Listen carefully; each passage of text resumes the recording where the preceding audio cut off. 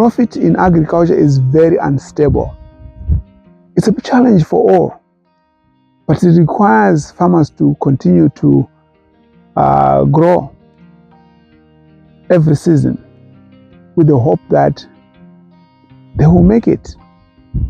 It's not easy. Farming is not easy, and the farmers need every help that they can to be able to put Australia on the map in this particular way. This is a commercial farm, as you can see at the back of on this field. What we are looking to do is to talk to the farmer and understand what it actually means to be a commercial farmer. What is required? How much investment would you need to be able to get to this stage? Equally, how do they deal with the instability in pricing from season to season? How do they deal with that? The other thing that farmers rely on is financing.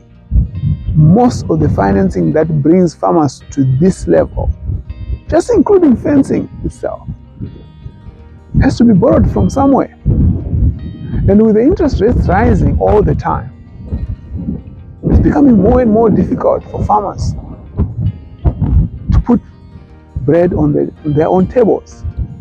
Investing in machinery has gone massively these days.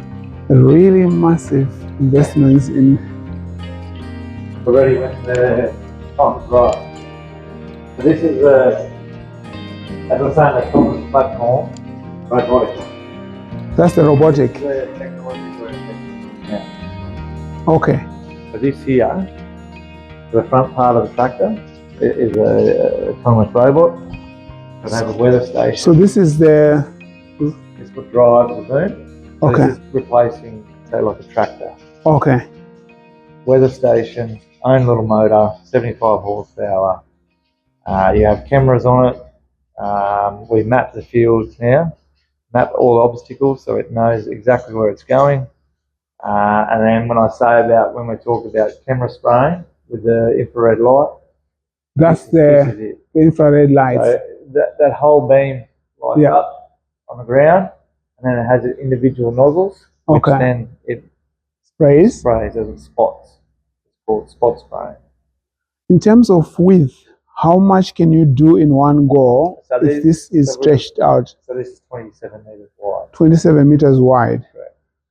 And that's the chemical. What about fuel for? Fuel there? That's 250 liters, and I think 250 it liters. lasts 30 hours. 30 hours. So you can go to sleep while it's. Correct. So it's got its own weather station. Okay. So if it's out of its perimeters, it'll stop spraying. I could be in better sleep, and this could be going. Okay. I could be off farm at a social event, and it's going. Okay. So this now is hitched to a sprayer. Can this be hitched to a plow or to anything else? It's something they're working on. There's something that's in progress. I think autonomous tractors now, you can start getting autonomous tractors. Okay. It's something that's coming, and we want to be in front in a way and try and be the first, try and step into it and learn how it all works before more and more comes out. Then what about support? Where do you get support to, just in case something goes wrong here? So this is with Swarm Farm. Okay. So they have Emerald, move to Toowoomba. Okay. All via phone. And they can then log into your machine. Yeah. Go through it, and if there's any other bigger problem, they'll have someone. Okay. Yeah. All right. So then, this is the front. This is just up to. This is. That's nothing. That's an old boom. That's the old boom. So you got cameras on the front, so if it sees like an obstacle, it'll notify you. Okay. But this is where it's all going, I think, anyway. What is this? Talk me about this in brief. Tractor.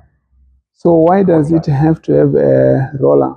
So we got moved from tire tractors to quad tracks. Okay. To get more power to the ground. All right. So this is more powerful when it's wet. Correct. Okay. Yeah. All right. So you are saying you probably won't need more of this, but you need more of this going forward. or they are totally different? Totally different. Yeah. What do you use this for? So this is for sowing. Yeah. Planting a crop. I think eventually we'll get to the stage where there'll be driverless tractors. Okay. So you can still, in this one, you need someone to sit in the seat. Okay. This one, you don't need anyone to drive it. Okay. Because it drives itself. Which is, yeah. Yeah. And so people are telling me, people say, well, if you're taking people out of the seat, you're taking people out of the community. But you're not, because you're still having the same amount of staff, but you're getting more productivity out of your farm. And then we're actually finding we're not working as much on weekends now. So back to my previous question, what is the most important of all this you have shown me? What is the most important thing? Is this? Right. This is the game changer. That's the game changer. Big okay. time. And then in terms of the cost when you at a farm of running a farm, this is the It'll biggest. pay for itself in a year or two. What do you think doesn't pay for itself better? Chemical savings. Chemicals. So chemical savings is massive. Okay. So for instance, if we went out to a paddock, there's 1,000 hectares, for instance, and we sprayed 2 litres of Roundup across those 1,000 hectares, so 2 litres every hectare. That's 2,000 litres of chemical we would use. With this, if you go into the scenario, it's 10%. We're only spraying 100 hectares out of 1,000 hectares. We're using 200 litres of chemical, not 2,000 litres of chemical. That's your biggest saving. When you compare this and that, which one do you say is value for money? That. Okay. So right. So it's different scenarios. Yeah, it's different scenarios. Because it's a camera sprayer. The biggest thing is it's self-propelled out there. You could drive past on the way out.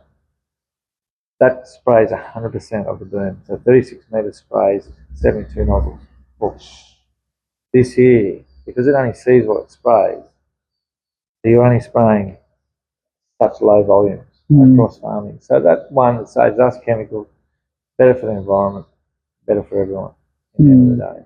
And where this attracted, like these now, that's the point of anything farming equipment. If you go and buy a new equipment, that's $800 to $1 million now. If you go and buy a header, you're $1 million now. That's an investment we have to make as farmers to then get more productivity, and we have to keep investing in machinery, in newer technology, to keep it more of a viable farm in a way. Because when the time's ready to go, you want to be ready to go. As I was saying before, that's the biggest key in farming. And I think if you can get this sort of technology, one, gives you back time because you don't have to be sitting on it. More productivity during the week, so you can have weekends off. And you're saving chemical costs, labour costs, and also fuel as well. And so you're getting, say if you had to sit someone on that machine, do the same different width, we might be talking 2,000, 1,500, 2,000 hours. One person will be sitting on that tractor for. So then that takes that whole time away from productivity on the farm, from doing other jobs on the farm, because he's just sitting in the tractor cab.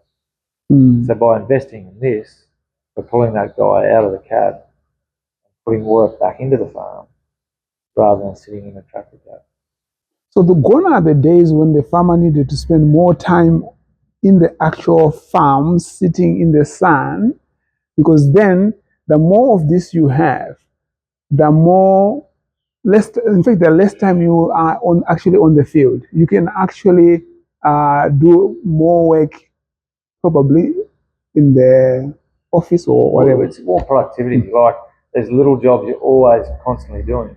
So by doing that, you can catch up on those little jobs. You can have the weekend off rather than sitting in a tractor for 3 weeks straight.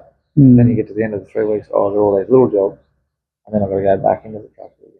What would you want to say to the government in terms of the needs of a farmer today? What do you want the government to know? Well, I think the biggest thing is, or to help farmers. Well, it's trying to help us in maybe invest in new technology, which then makes it more sustainable for future generations.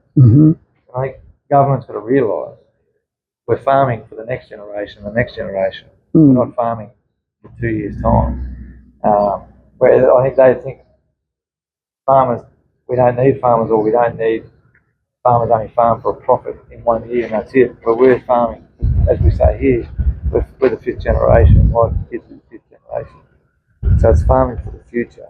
So they can invest in new technology, which helps us then be more sustainable for the future. It makes it easier for us instead of investing. It's a phenomenal amount of money to invest, but we see it's a lot. But we see the we see the benefits of it. So we're happy to invest in that because we can then benefit from that. I think all farmers are looking at new techniques and new ways, investing time and money into it, making themselves, more longer for generations. Were you affected by the China imposed restrictions on Australian crops in any way? Like barley, we don't grow barley. Okay, so you were not affected. So we weren't affected as much on that. Our biggest thing is the tariff on chickpeas. Tariff on chickpeas? Because the tariff on that was at 65%. Yeah. On the chickpeas in India, which was one of our biggest markets. But that never got heard of. Now that India, this year, because they're so short, they've lifted the tariff for the last 6 months. And I think in March next year, they go back and look at it, whether they put it back on. And that's where it's lifted chickpeas from $300 back in 22 to now lifted chickpeas up to $1,000. So as a farmer, so we could get to March next year, they could put that tariff back on. That's what I'm saying, our chickpea market could be back down to $300. Okay, so that's the unpredictability. What we could lose overnight. It's that unpredictability where you're selling to. Yeah. So what do you want the government to know about, what do you want the government to do about the chickpeas tariff that might possibly come? Well, sort of, I don't know, like it's trying to stop that in a way. We went right because it's different world market, but that's our biggest thing. You're investing in so much money into the farm, you're investing into that crop, and you get to the end of the day and your end product where you think you're going to sell it. It's gone. So you want them to lobby? Well, it's lobbying and to sort of say, well, right, if we're going to have our price, let's try and make commodity sort of stable rather than we're so flexible. Like wheat price, for instance, is the same. It dropped $100 a tonne since selling. It was at highs, but it's all a world market. And that's where we're in. We're in that world market stage, but it's transport so big, fertiliser, everything. We're buying in at the high and we're selling at the low. So that spray rig, that yellow thing, is a spray rig. Oh, it's a spray rig. And that's what we predominantly use in crop and during summer. Yeah. But since we go to cameras, you don't use them as much now. Oh, okay. And farming is a boom and a bust. You can have such great years. And that's the thing with the government in a way. They're trying to, from Sydney, to say to us, this is how you need to farm your country. But it's not. That's the difference. Like, and land values are so high now. We need to make as much profit out of the land we can, but then to continue going forward. Because that's the thing, if you can't make it recover, so it doesn't take long for the bank to shut you down. So that's the biggest thing. Just trying not to farm from Sydney. Otherwise, come and sit out here for 2 years. 2 years and see how it works. See how it actually works. And understand that everyone out here is best interest not for tomorrow, it's for 30, 50, 100 years down the track. It's for generation after generation. Because you want to keep the farm going and every generation pass it on. Is potentially looking for the next generation. That's the biggest. That's why we're investing so much money into it, because you think, well, if I invest into it, treat the country well, hopefully in 20 years' time or 50 years' time, when someone takes over, that country's in the best we can go, and it's trying to do the same again.